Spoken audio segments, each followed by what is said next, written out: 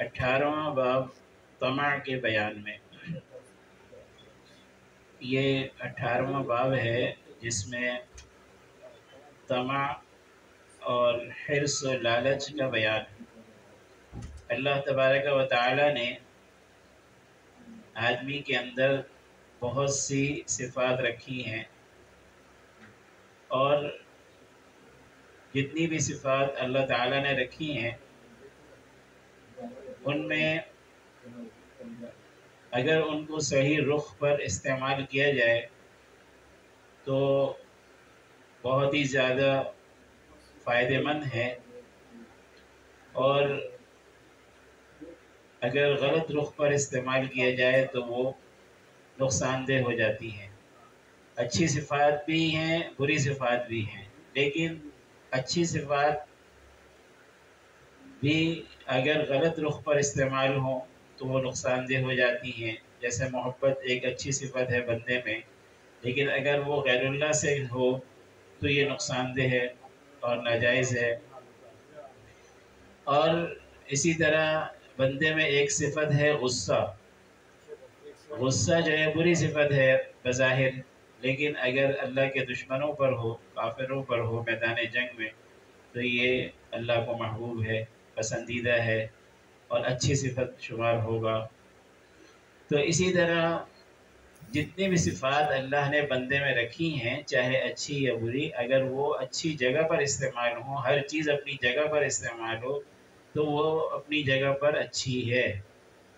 مثلا گھر کے اندر نرم تکیہ بھی ہوتا ہے اور چھری بھی ہوتی ہے۔ نرم تکیے پر آدمی سر رکھے اور چھری سے پھل وغیرہ کاٹے تو یہ اس کا اچھا استعمال ہے، صحیح استعمال ہے، اور یہ سب چیزیں مفید ہیں۔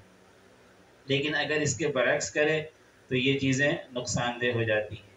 اسی طرح اللہ تعالیٰ نے بندے میں ایک صفت طمع کی رکھی ہے، یعنی اس کو بعض اوقات لالچ اور حرص ہوتا ہے، اور یہ لالچ اور حرص اگر اچھا ہو اور اچھے مقصد میں ہو تو یہ اللہ کا محبوب بنا دیتا ہے، اور اگر برے مقصد میں ہو تو پھر یہ انسان کے لیے انتہائی خطرناک ہے۔ حدیث شریف میں ایک روایت میں یہ مذکور ہے کہ دو حریص ایسے ہیں کہ جن کا پیٹ کبھی نہیں بھرتا، یعنی کبھی ان کی حرص ختم نہیں ہوتی۔ ایک علم کا حریص کہ وہ علم سے کبھی سیراب نہیں ہوتا، جتنا علم آتا جائے اس کی طلب بڑھتی جاتی ہے، بڑھتی جاتی ہے، بڑھتی ہی جاتی ہے، اور اسی لیے علم کی زیادتی اللہ تعالیٰ کو بھی محبوب ہے۔ حکم فرمایا، دعا مانگیے، وقل رب زدنی علما، کہ اے میرے رب میرے علم میں اضافہ فرما۔ علم ایک ایسا سمندر ہے جس کی کوئی انتہا نہیں، تو جتنا بھی حاصل ہو جائے وہ نہ حاصل ہوئے کے مقابلے میں ہمیشہ کم ہوگا۔ اللہ تعالیٰ نے خود فرما دیا تم لوگوں کو بہت ہی تھوڑا علم دیا گیا ہے، وما اوتیتم من العلم الا قلیلا۔ تو ایک تو علم کا حریص ہے جس کا پیٹ کبھی نہیں بھرتا، دوسرا دنیا کا حریص ہے۔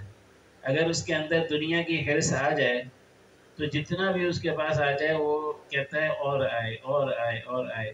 اور حدیث شریف میں آتا ہے بعض روایات میں کہ اس کا پیٹ جو ہے وہ قبر کی مٹی ہی بھر سکتی ہے، جس کے اندر دنیا کی حرص آ جائے، وہ حرص کبھی نہیں پوری ہوتی۔ تو جو حرص اچھی ہے وہ اللہ کے قریب پہنچاتی ہے، اچھائیوں میں آگے بڑھنے کی حرص، اچھائیوں میں ایک دوسرے سے آگے بڑھنا، مقابلہ کرنا، یہ جو ہے اللہ کا محبوب بناتا ہے۔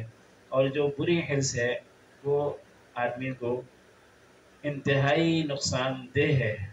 اس باب میں یہاں پر بری حرص کا بیان کرنے کہ آدمی کے اندر جو طمع ہوتی ہے، لالچ ہوتی ہے، حرص ہوتی ہے، یہ اگر دنیا کی ہے، یعنی دنیا کی کوئی چیز اس کو چاہیے، تو یا تو کسی کی کے اندر حرص مال کی ہوگی یا عزت اور مرتبے کی اور شہرت کی، اور اس کے بارے میں فرماتے ہیں کہ یہ حرص ایسی چیز ہے جو دنیا کی مال و جاہ کی حرص ہے، یہ ایسی چیز ہے کہ دنیا میں تمہیں کہیں بھی اگر کوئی آدمی ذلیل نظر آ رہا ہے، کسی کو بھی اگر تم ذلت میں دیکھ رہے ہو، تو وہ ذلیل جو ہے اس وجہ سے ہے کہ اس کے دل میں لالچ ہے، حرص ہے مال کی یا جاہ کی۔ مال کے حاصل کرنے کے لیے بڑے بڑے مالداروں کے چکر لگا رہا ہے، یا لوگوں کے آگے جھک رہا ہے، یا مال کے لیے کسی بھی ایسے کام کو کرنے کو تیار ہے کہ جس کے اندر اس کی ذلت ہو۔ اور اسی طرح یا عزت و شہرت کے لیے آج کل لوگ بڑے بڑے لوگوں سے تعلقات اسی لیے قائم کرتے ہیں کہ ہمیں عزت اور شہرت مل جائے۔ تو یہ جو عزت اور شہرت اور مرتبہ ہے، اس کی محبت یہ بھی زہر قاتل ہے، اور مال کی محبت بھی زہر قاتل ہے۔ تو انسان کے اندر جو مال اور عزت کی حرص ہوتی ہے، اسی سے آدمی دوسروں کے سامنے ذلیل ہوتا ہے۔ تو اس کی مثال یہ ہے کہ ذلت ایک درخت ہے، اور وہ انسان کے دل میں جڑ پکڑتا ہے اور انسان کے دل میں پھیلتا ہے، یعنی اس کا دل کسی نہ کسی کی طرف لالچ لگایا ہوا ہوتا ہے، مخلوق میں سے کسی کی طرف، یا تو مال کے لیے یا عزت و مرتبے کے لیے۔ اور اس درخت کا جو بیج ہے وہ لالچ ہے، یعنی لالچ کے بیج سے یہ درخت پیدا ہوتا ہے جو انسان کو ذلیل کرتا ہے، اور ہر ایک کے سامنے وہ اپنی ناک رگڑتا رہتا ہے، اور ہر وہ کام کرنے کو تیار ہو جاتا ہے کہ جس میں اس کو 2 پیسہ زائد مل جائے، چاہے اس کی ذلت ہو، یا تو مال کی لالچ ہوتی ہے یا مرتبے اور عزت کی۔ تو اس لالچ کو جو ہے صحیح رخ پر علم اور دین کی طرف موڑنا چاہیے۔ اگر اس کا رخ صحیح ہو جائے تو یہی اللہ کا مقرب بنا دے گی، لیکن اگر اس کا رخ مال اور جاہ ہے، دنیا ہے، تو یہی ذلیل کر دے گی۔ فرماتے ہیں ذلت کے درخت کی شاخیں سوائے لالچ کے بیج کے اور کسی چیز سے نہیں پھیلتی۔ فائدہ: ذلت کے درخت کی شاخیں حرص اور لالچ کے بیج سے دل کے اندر جمتی ہیں اور پھیلتی ہیں، یعنی ذلت ہمیشہ حرص سے پیدا ہوتا ہے، لالچ سے پیدا ہوتا ہے، اور اس کی وجہ یہ ہے کہ جب مال یا عزت اور مرتبے کی حرص کسی شخص کو ہوگی تو مخلوق کے ساتھ اس کو لازمی تعلق قائم کرنا پڑے گا، اور ان کے سامنے التجا بھی دل میں ہوگی، یعنی دل ان کی طرف مائل ہوگا، اس لیے کہ مال اور مرتبے کا حاصل ہونا اس کے بغیر مشکل ہے کہ کسی نہ کسی کے ساتھ آدمی کو التجا ہو اور اس کی طرف جو ہے وہ عاجزی اور ذلت ہو۔ اور اس کے دل میں چونکہ مال اور مرتبے کی محبت موجود ہے، اس لیے ہمیشہ لوگوں کی خوشامد کرے گا، اور اس کا دل لوگوں کی طرف لگا ہوگا، اور یہی بڑی ذلت ہے۔ یعنی اصل بڑی ذلت یہی ہے کہ آدمی کا دل لوگوں کی طرف مائل ہو، اور اس کا دل یہ چاہ رہا ہو کہ فلاں سے مجھے یہ مال حاصل ہو جائے، یا فلاں کے ذریعے مجھے یہ عزت حاصل ہو جائے۔ اور یہ لالچ ہی تمام خرابیوں کی جڑ ہے، اور حقیقی عزت یہ ہے کہ دل اللہ کے علاوہ کسی اور کی طرف نہ جھکے، اور کسی اور سے اس کو تعلق نہ ہو، سب سے مستغنی ہو، اور یہ دولت لالچ کے چھوڑنے اور قناعت کی صفت پیدا ہونے سے میسر ہوگی۔ اس کے بارے میں دوسرا ارشاد جو سب سے اہم ہے اس باب کا، وہ بیان فرما رہے ہیں کہ مخلوق کی طرف جو دل مائل ہوتا ہے اور انسان ذلت اختیار کر لیتا ہے اپنی عزت کے حاصل کرنے کے لیے یا مال کے حاصل کرنے کے لیے، تو یہ ذلت کا حاصل کرنا اور ذلت کا اختیار کرنا یہ صرف وہم ہے، اس کا وہم کے پیچھے دوڑ رہا ہوتا ہے۔ یعنی اس کو یہ خیال ہوتا ہے کہ فلاں شخص کہ اگر میں ساتھ لگوں گا تو مجھے کچھ مال ملے گا، تو یہ جو خیال ہے یہ صرف وہم ہے، اس لیے کہ حقیقت میں تو سب کچھ دینے والا اللہ ہے، اور ہو سکتا ہے کہ اس کے پیچھے لگنے سے سوائے ذلت کے کچھ حاصل نہ ہو اور کوئی مال اسے نہ ملے، اور اسی طرح فلاں سے دوستی کروں گا، فلاں سے تعلق قائم کروں گا تو مجھے عزت، مرتبہ، شہرت، ناموری یا کوئی اور چیز ملے گی جو میرا مقام مرتبہ بڑھائے گی، تو یہ بھی اس کا وہم ہے۔ ہو سکتا ہے کہ وہ جتنے بھی لوگوں سے تعلق قائم کرے اس کی اور ذلت ہوتی چلی جائے. تو اس لیے یہ وہم ہے، اور وہم کے پیچھے ہر ایک دوڑ رہا ہے، اور وہم کے پیچھے وہ حرص اور لالچ اس کے اندر پیدا ہے جو وہم کی وجہ سے. اور یہ جو وہم آدمی کے اندر ہے، حقیقت میں تو ہر چیز اللہ کے ہاتھ میں ہے، مال و دولت بھی اور عزت بھی. تو مخلوق کے پیچھے جو یہ دوڑ رہا ہے اور مخلوق کے سامنے جو یہ ذلیل ہو رہا ہے، یہ اس کا وہم ہے، حقیقت نہیں ہے. اس لیے کہ سب کچھ خدا کے ہاتھ میں، مخلوق کے ہاتھ میں نہیں ہے. مخلوق کے ساتھ تعلق تو یہ امتحان ہے اللہ کی طرف سے. تو بہرحال یہ وہم جو ہے اب کیسے دل سے نکلے گا اور کس طریقے سے یہ جو ہے وہم دور ہوگا کہ یہ لوگ جو ہے مجھے عزت یا مال مرتبہ دے سکتے ہیں. تو فرماتے ہیں کہ یہ وہم دور ہوگا صرف اللہ کے فضل سے اور اللہ کی طرف سے قوت قدسیہ، کوئی ایسی قوت حاصل ہو جائے اور اولیاء اللہ کی توجہ سے یہ وہم دور ہوگا کہ لوگوں کے پاس کچھ نہیں ہے، سب کچھ خدا کے ہاتھ میں ہے. اور ایک حدیث شریف میں ایک صحابی نے حضور پاک صلی اللہ علیہ وسلم سے یہ عرض کیا کہ یا رسول اللہ مجھے کوئی ایسی چیز بتا دیں. حدیث شریف کا مفہوم ہے یہ کہ آپ صلی اللہ علیہ وسلم سے انہوں نے عرض کیا کہ مجھے کوئی ایسی چیز بتا دیں کہ اللہ بھی مجھ سے محبت کرنے لگے اور لوگ بھی مجھ سے محبت کرنے لگے. تو جس طرح مختصر اور جامع سوال تھا، آپ صلی اللہ علیہ وسلم کا جواب بھی مختصر اور جامع آیا. آپ صلی اللہ علیہ وسلم نے فرمایا کہ تم دنیا سے بے رغبت ہو جاؤ، دنیا سے بے رغبت ہو جاؤ. دنیا سے بے رغبت ہونا اس کو زہد کہتے ہیں. اس کا یہ مطلب نہیں ہوتا کہ دنیا اس کے پاس بالکل نہ ہو، دنیا کو استعمال نہ کرے، سب کچھ کرے لیکن دل نہ لگا ہو. دنیا سے بے رغبت ہو جاؤ تو اللہ تم سے محبت کرنے لگیں گے. اور جو کچھ لوگوں کے ہاتھ میں ہے اس سے بے رغبت ہو جاؤ تو لوگ تم سے محبت کرنے لگیں گے. اتنا آسان نسخہ. دنیا سے محبت نہ کرو، دنیا سے تعلق نہ رکھو، دنیا دل میں نہ ہو اور دنیا سے آدمی کو بے رغبتی ہو تو اللہ محبت کرنے لگے گا. اور اگر تم لوگوں کے مال اور لوگوں کی چیزوں سے بے رغبت رہو گے تو لوگ محبت کرنے لگیں گے. یہی نسخہ ہے جو آپ صلی اللہ علیہ وسلم کا ارشاد فرمودہ ہے، جس سے اللہ بھی محبت کرنے لگے اور اللہ کے بندے بھی. فرماتے ہیں وہم کے برابر تجھے کسی بری چیز نے قید نہیں کیا، یعنی تو وہم کی قید میں ہے.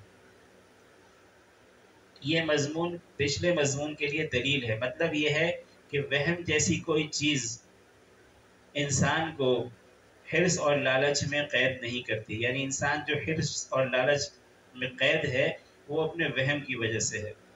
وہم ہی کی وجہ سے حرص کی جال میں پھنسا ہوا ہے. وہم اور گمان آدمی کو یہ ہوتا ہے کہ فلاں شخص سے مجھے فائدہ پہنچے گا، اس لیے اس کی طرف لالچ ہوتی ہے اور دل میں طمع آتی ہے کہ اس شخص سے ملو اور اس سے تقرب حاصل کرو. یا دل میں یہ گمان ہوا، یہ خیال پیدا ہوا کہ فلاں پیشہ اختیار کروں گا یا فلاں صنعت اختیار کروں گا یا فلاں تجارت کروں گا تو نفع ہوگا. تو اب اس صنعت، اس تجارت اور اس پیشے کی حرص پیدا ہو جاتی ہے اور پھر آدمی وہ پیشہ اختیار کرتا ہے. تو یہ بھی وہم ہے.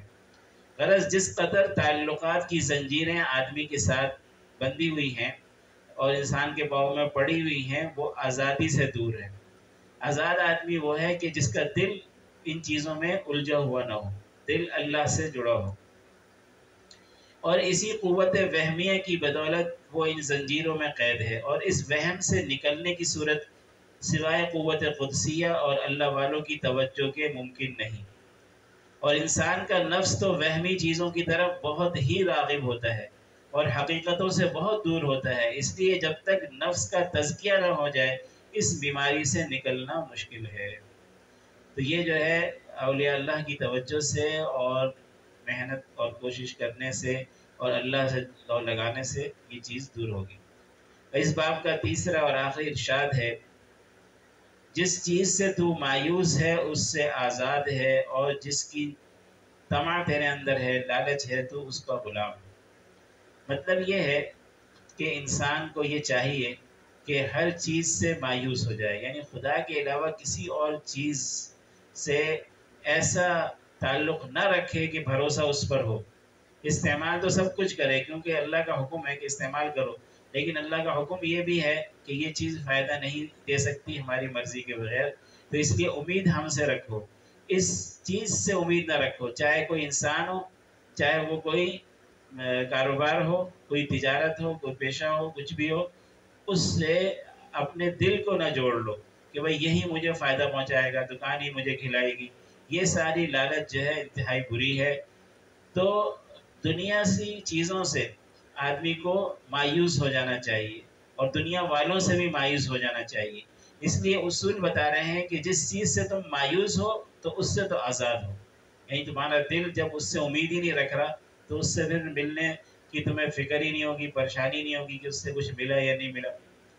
اسی لیے ایک حدیث شریف میں ہے کہ حضور پاک صلی اللہ علیہ وسلم سے ایک صحابی نے عرض کیا کہ آپ مجھے کوئی مختصر نصیحت فرما دیجیے. تو آپ صلی اللہ علیہ وسلم نے ان کو مختصر نصیحت فرمائی، 3 باتیں ارشاد فرمائی، جن میں سے ایک بات یہ ہے کہ جب بھی نماز پڑھو تو یہ سمجھو کہ یہ میری زندگی کی آخری نماز ہے.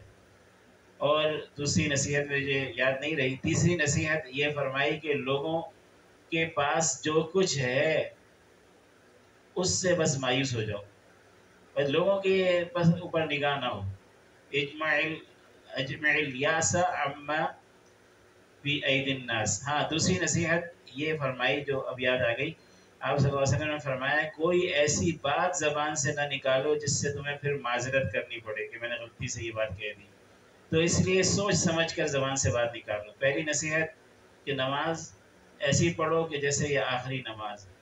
اور دوسرا یہ کہ کوئی بات زبان سے نکالو تو ایسی بات نہ نکالو کہ پھر اس سے معذرت کرنی پڑے. اور تیسری بات یہ کہ لوگوں کے پاس جو کچھ ہے اس سے مایوسی اختیار کر لو. یہ مختصر اور جامع نصیحتیں ہیں حضور پاک صلی اللہ علیہ وسلم کی، جو ساری زندگی انسان کی تبدیل کرنے کے لیے کافی ہیں. تو یہ ارشاد شیخ کا آخری اس باب کا ہے. فرماتے ہیں دل کے اندر جب کسی چیز کی طمع اور لالچ پیدا ہوتا ہے تو اس چیز سے دل جڑ جاتا ہے اور اس سے شدید تعلق ہو جاتا ہے. تو گویا دل اس شے کا غلام ہو جاتا ہے اور پھر طرح طرح کی مصیبتیں اس چیز کی وجہ سے آدمی پر آتی ہیں، اس لیے کہ اس چیز کے حاصل کرنے کے لیے وہ تمام ذلتیں برداشت کر لیتا ہے. اور اگر دل کے اندر یہ چیز پیدا ہو جائے کہ سب چیزوں سے دل میں مایوسی ہو اور نا امیدی ہو جائے تو دل گویا آزاد ہو گیا. پہلے ہی جب امید نہیں ہے تو پھر نہ ملنے سے کوئی پریشانی بھی نہیں ہوگی. تو اس لیے سب چیزوں سے آدمی کو مایوس ہو جانا چاہیے، اور جو سب چیزوں سے خدا کے علاوہ سب سے مایوس ہو، سارے انسانوں سے بھی اور ساری چیزوں سے بھی، سارے پیشوں کاروبار تجارت سب سے، اور یہ امید رکھے دے گا اللہ ہی، چاہے وہ اس کاروبار کے ذریعے دے چاہے اس کے بغیر دے دے. ان اللہ علی کل شیء قدیر. تو جب آدمی ان چیزوں سے مخلوقات سے مایوس ہو جائے گا تو بس آزاد ہو گیا، یعنی اس کا دل گویا آزاد ہے اور وہ اس کو راحت و چین دائمی میسر ہوگا. دل اس کا دائمی طور پر سکون اور راحت میں ہوگا. تو مسلمان کو تو کسی بھی طرح، لہٰذا مسلمان کو تو کسی بھی طرح یہ مناسب نہیں ہے کہ اپنے نفس کو ذلیل دنیا کے پیچھے ذلیل کرے اور آخرت کو بھول جائے. اللہ تعالی ہمیں صحیح معنوں میں اس پر عمل کرنے کی توفیق عطا فرمائے.